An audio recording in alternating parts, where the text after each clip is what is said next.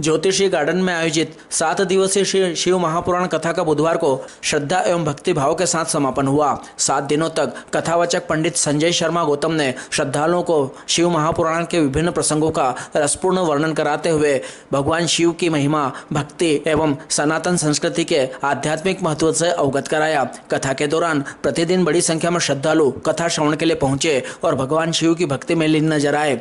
समापन अवसर पर आयोजन में विशेष रूप से विधायक डॉक्टर तेज बहादुर सिंह चौहान, पूर्व विधायक जितेंद्र गहलोत, छोटेलाल मल्ला, लक्की गुर्जर, चेतन यादव, धीरज गहलोत, डॉक्टर आयुषी गहलोत, डॉक्टर शांतनु गौतम सहित अन्य गणमान्य जन उपस्थित रहे। अंतिम दिवस श्रद्धालुओं ने कथा का श्रवण कर भगवान शिव का आशीर्वाद प्राप्त किया। आयोजन के सफल समापन पर संजय गुर्जर ने कथावाचक, अतिथियों, श्रद्धालुओं एवं सहयोगियों का आभार व्यक्त किया।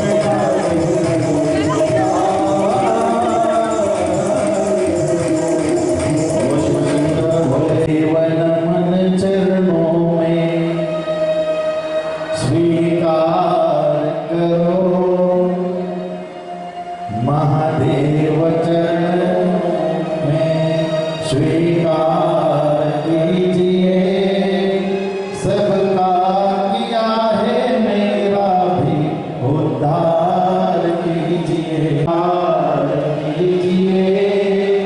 सबका किया है मेरा भी उद्धार कीजिए, उद्धार कीजिए।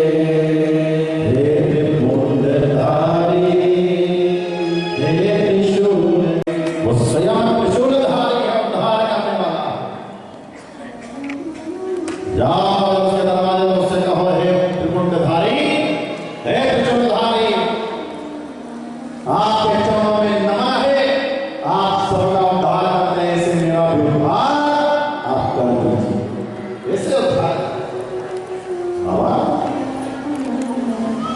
गौ हत्या का दोष लगा। गौतम बाबा जब आश्रम में रहते और जो साथ में रहने वाले जो गौतम बाबा के सामने आश्रम में जो और रहते थे, वो गौतम बाबा से ईर्ष्या करते थे। भगवान शंकर गौतम बाबा की बात मान करके ऋषियों को जमा किया।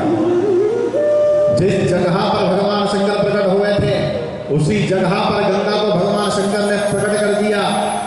गौतम बाबा के गौ हत्या के दोष के निवारण के लिए उसी जगह गंगा को प्रकट किया और गौ माता के उस दोष के निवारण के लिए, जैसे ही गौ माता के दोष का निवारण हो, गौतम बाबा के गंगा को प्रकट किया और गंगा को जैसे ही प्रकट किया, गौतम बाबा ने उसमें स्नान कर अपने गौ हत्या के दोष का निवारण किया। वहीं पर गंगा को प्रकट किया। भगवान शंकर ने कहा, गौतम बाबा से मांगो क्या चाहिए। गौतम बाबा ने कहा, जिस जगह पर आपने स्वयं मेरे ऊपर लगे गौ हत्या के दोष के निवारण के लिए जहां पर गंगा को प्रकट किया है, उसी स्थान पर आप स्वयं ब्रह्मा, विष्णु और महेश, आप तीनों वहीं पर विराजमान हो जाए, तीनों वहीं पर। और भगवान भोलेनाथ स्वयं ब्रह्मा, विष्णु और महेश, जहां पर गंगा की धारा बह रही, उसी में वहीं पर भगवान ब्रह्मा, विष्णु, महेश तीन छोटे छोटे शिवलिंग के रूप में वहीं पर विराजमान हो गए और नाम हुआ त्र्यंबकेश्वर। बोलिए त्र्यंबकेश्वर महादेव की जय। हर हर महादेव।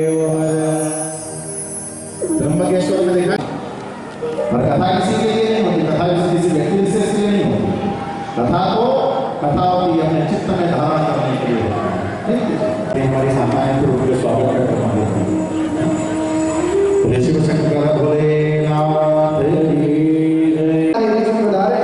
और कथा के इस पावन प्रांगण में अतिथियों का आना स्वयं भगवान का महाराज के सुमधुर वाणी में श्रवण कर रहे हैं। अंतर्राष्ट्रीय कथा प्रवक्ता विश्वविख्यात पंडित प्रदीप जी मिश्रा कृपा पात्र शिष्य पंडित संजय शर्मा की सुमधुर वाणी में आपने हमने इस कथा के दिव्य प्रांगण में 7 दिवसीय कथा में प्रवेश किया। 7वां दिवस आज कथा का है। जैसा कि गुरुदेव जी महाराज ने हमको बताया कि भगवान जब हमारे कैलाश धाम से जब कोई मेहमान हमारे घर पर आता है के रूप में भगवान देवादेव महादेव इस कैलाश पर्वत के ऊपर से नीचे उतर करके हमारे बीच में पधारे थे और आज वो अपने धाम पर पधार रहे हैं।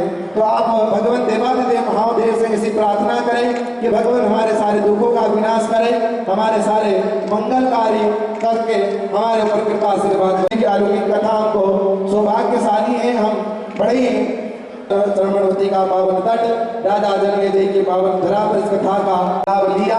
जिस प्रकार से गुलदस्ते बेचने वाला हमारे बाजार में आता है और जो गुलदस्ता हमको अच्छा लगता है उनको हम यहाँ पर लगा हुआ था।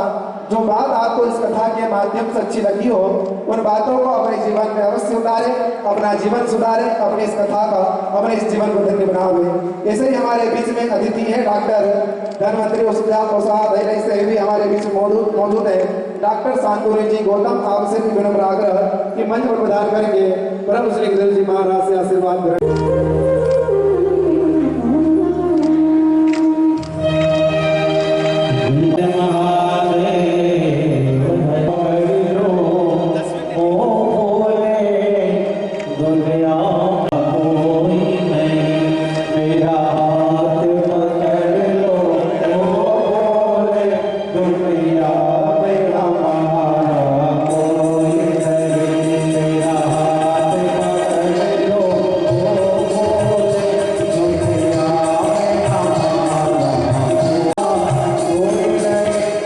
Ram